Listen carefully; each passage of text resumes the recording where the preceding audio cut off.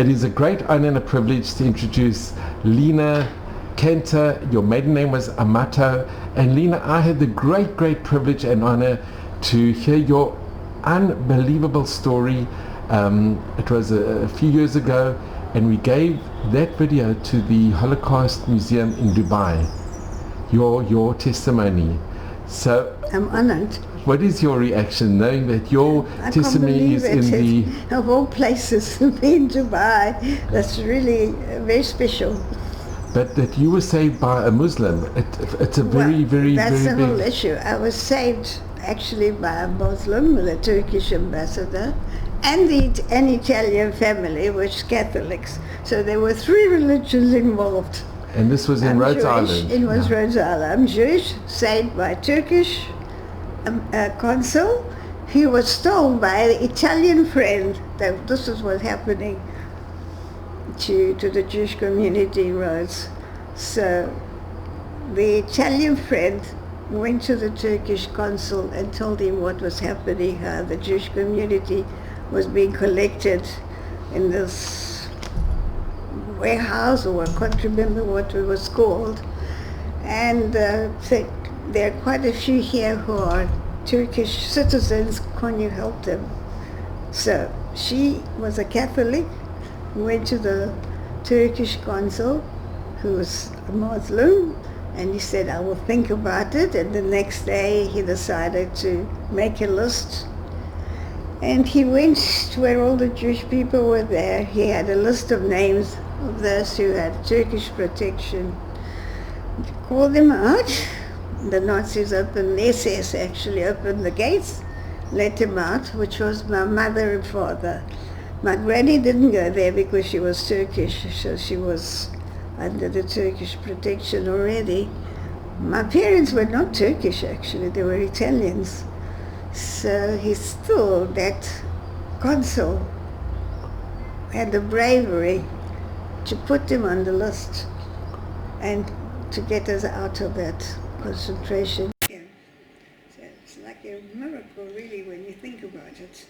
And do you remember his name, the Turkish consul? Well, I wasn't there. I was given to the Italian family, which adopted me, really adopted me, because afterwards they found in the archives an adoption certificate that was adopted by them. And they put a date 2 years before all this Holocaust problem started, just to show that was genuine. So, okay, what else can I say?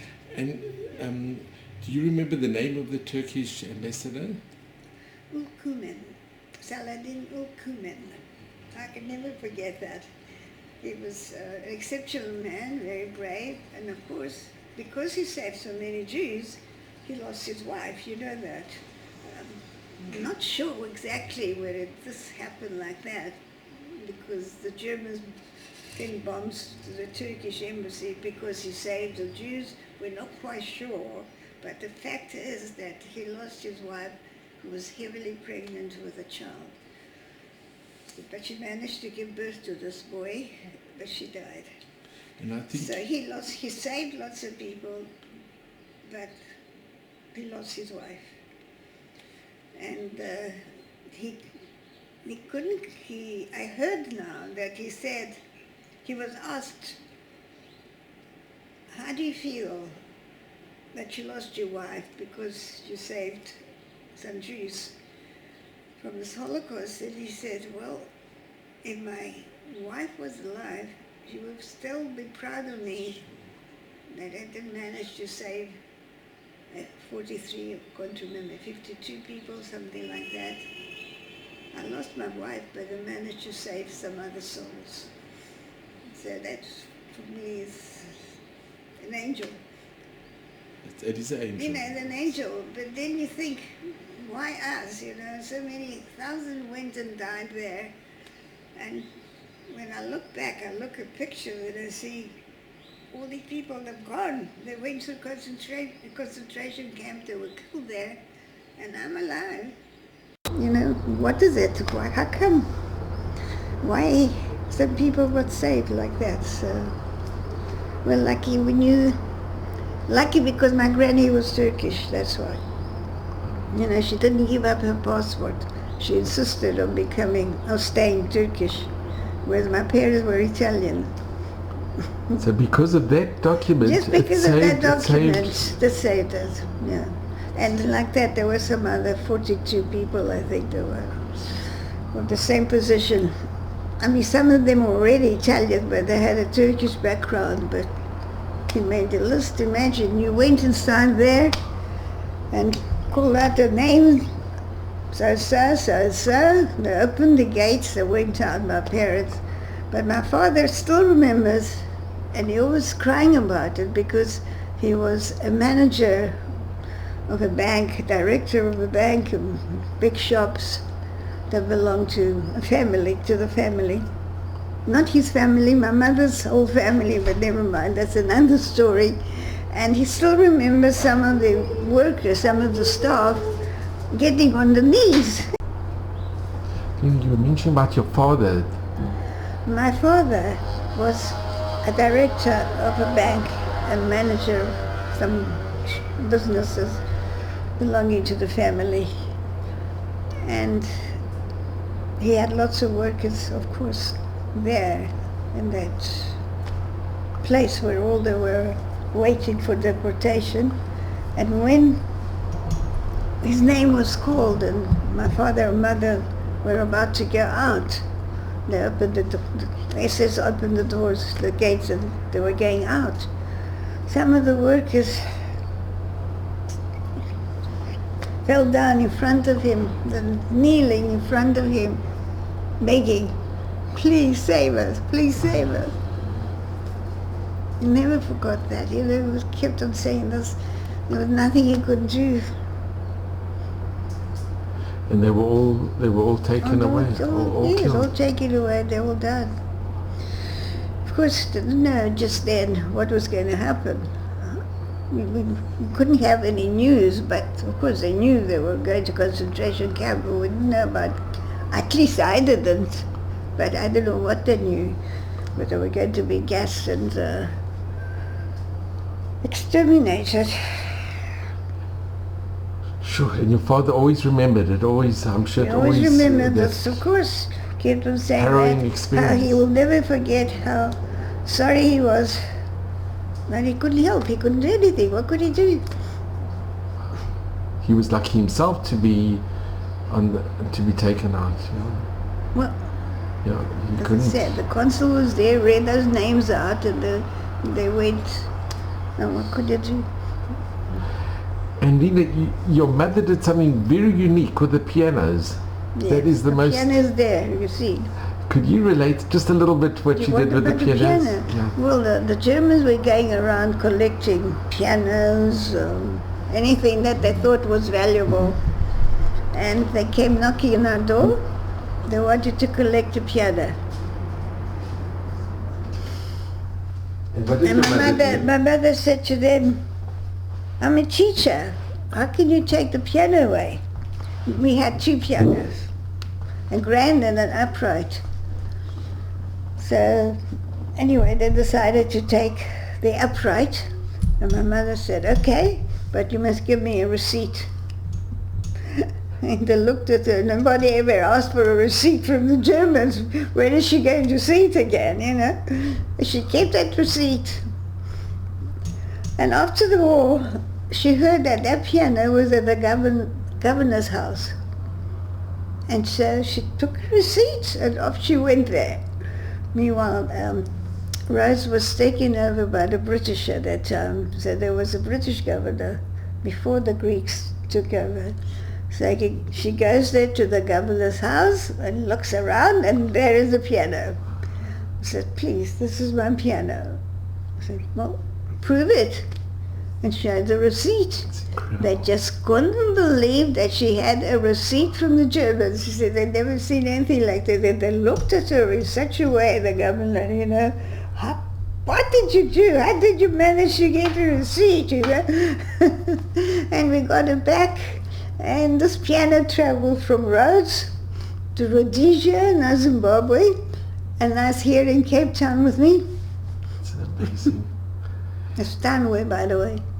And then the family that you were saved, the Christian family, do you have memories of? I went to visit them. Well, they died. She had a baby. They had a baby already. It was about 8-9 months. I can't remember. When I went to stay with them, they gave me the baby to hold, to make me feel at home, you know. And so how old were you at the time? I was 8. So now, recently, we read a book by Bianca Soju, who was the lady who adopted me with her husband. She's written a book, From Rhodes to Tavolara. Tavolara is a place in Sardinia where they live, or they have a holiday place. So when I read that book, there's a chapter there about the deportation of the Jews of Rhodes and what she did, and about me. So it's all there. So when we read this, we realized that it was due to her that the consul acted like that, because he didn't know. He wasn't staying in the capital, you know, in Rhodes itself. Because of the bombs and so on, he went to a village nearby to have a bit more quiet. So obviously he didn't know much what was happening there, not sure. But Bianca went on a bicycle all the way to tell him. He said, "Do you know that the community's been rounded up? They're waiting deportation, and there's some Turkish citizens among there. What you going to do about it?" So only when I read this book, we realized that she was the one, although she was pregnant at that time, she went on the bicycle to tell the Mr. Ulkumen what was happening. Said, "Please, you're like God now. Can you do something to save some people?" He said, "I will think about it. I'll give you the answer tomorrow." So she rode back on a bicycle. She was about 6 months pregnant, I believe. And that's when the consul made that list of people that were Turkish. And then I heard that my granny called him out. And this Mr. Soju took my granny to see the consul to make sure that she was safe, because she was Turkish.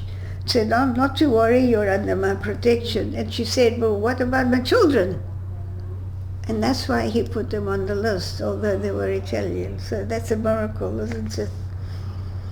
So that's how it happened. So that's how my parents were released. And I went back to them from the Sojus. How long did you stay with the Sojus? It was a matter of a few days, you know, I can't remember, a week maybe, I can't remember. But meanwhile, they were sending me to a priest in the church there nearby to learn how to make the sign of cross, how to pray, you know. So if they caught them, they would say, "Well, I'm not Jewish." I knew how to pray, I knew everything. So I was going every day to a church, to a priest, and the priest also knew about us, trying to help. And then we heard that the priest tried to marry some of the Jewish girls to soldiers so they wouldn't be taken away. But I'm not quite sure about who was this, but it was something like that about it. So anyway, my story is that when I read this book, my husband Harry said, "We must put them on Yad Vashem, but see whether they'll make them the righteous Gentiles after what they did." Because the Turkish ambassador was already there. So after much correspondence, they accepted. But of course they had died meanwhile. But the children are still living in Sardinia, in Cagliari. So when this happened, when Yad Vashem agreed to make them righteous Gentiles, there was a big ceremony there in Sardinia. So we all went there, the whole family, all of us, the grandchildren, everybody, all the children, we all went there. and made time for the children. There are 3 of them. And one of them, the baby that I held. We correspond all the time, we speak. She's like a sister to me. It must have been very emotional when you went there and when You they should did see the ceremony. picture when we arrived at the airport, and she's there waiting for me, crying. We all cried, you know. Can't believe. After how many years now? 60 years? No, more. 80 years. 80 years. Well, we went 4 years ago. It was 76 years. And Lina, can I ask, in during the war, did you all stay together in Rhodes? We stayed there with the bombs and everything. Had to run to the shelters. There was no doctors and so on. But in January 45, the Germans said there was starvation. The Germans said those Turkish people, those people who have Turkish passports, are free. They find their own means to go to Turkey. So in January, we found a boat to take us over to Turkey. But January's winter there, you know. And while crossing, you know the story, the boat sprang a leak and we were drowning. So that's another miracle. We had to throw all the luggage overboard, and I was crying, I don't know how to swim. And all of a sudden somebody saw a boat on the horizon, waved, screaming, shouting, they saw us. And they towed us all the way to Marmaris. That's the nearest port from Rhodes Island. So that's another miracle. It's incredible. Yeah. And did you landed up in We ended Turkey? up in Marmaris until the end of the war. Then we went back to Rhodes Island. We spent 3 years there before we got our papers to go to Rhodesia, because my uncle was already there. And it must have been very hard to be in Rhodes, knowing that the whole community had been decimated. It must have been incredibly What could we difficult. do? I was a little girl. I was 8, 9, you know. I went to Greek school. I made Greek friends. I never sort of asked my parents, how do you feel? What's going on? You know, when you're a child, it doesn't, only now, I feel it now. You know, when I got older and I knew what happened, and then I see pictures of Did your parents my schoolmates, you know, we couldn't go to school. So there were 4 children and the teacher who had private lessons in a home. And 3 of them and the teacher perished at the Holocaust. So when I look at the picture, I said, Mommy, Mom's still alive.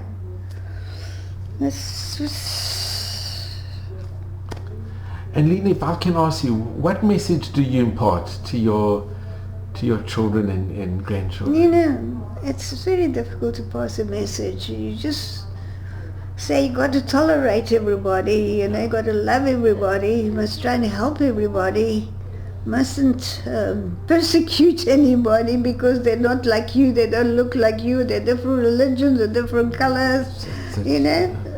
Everybody's human. And unfortunately, I'm still seeing horrible things happening now. But Lina, Human nature never learns. But Lina, what's very nice is you developed a very close connection with the Turkish embassy here in South Africa. She and was the wonderful Turkish to ambassador. me. She was wonderful. That's why she came. She brought this young man to make this video of me, and she kept in touch. And they showed it in Istanbul or Ankara, wherever the capital is, every year when it's January, when it's Holocaust Memorial Day. They were showing it then, because of the concert, really. But that's my story. So Lina, I just want to thank you because I am so incredibly grateful to you. You can open the One minute. I just want to thank you, Lina. So Lina, I just want to mention, first of all, being family, my wife's family, But I'm so grateful that you gave me that interview, and we did it because I'm grateful to you for asking me. And the more news like that are spread, the better. Absolutely. You know? I mean, we're all dying out soon. There'll be nobody to talk about it. Maybe and this is what I want to wish you in good health and happiness. Thank you. And all of Hashem's. Anything can happen, you know. But Lina, I want to mention. We lost 2 members here, you know, that died in the 90s, the 100s. So.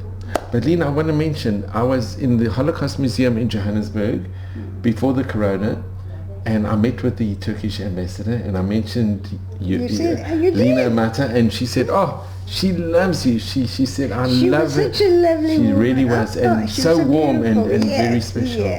Yes. But I'm listening now that she went back. The new one is not the same. But Lina, I just want to mention as well, when we took your video to the Holocaust Museum in Dubai, and here they had, and I showed it to them, and they saw original footage from a survivor who was saved by a Muslim.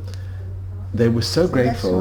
They were so incredibly grateful. I see the connection. And they couldn't stop thanking, and I still can't thank you. I can't thank you. But the Yad Vashem that sure. They have it all. They have it all there. They have and they show it, and they're very grateful. And I am so incredibly grateful to you, Lina, and you should just have mazel and bracha and admei v'esrim, and if we could show the pianos, because that is the most amazing. And there is my mother's degree there when she graduated in music. And that was from Rhodes. So this is no. This is the piano.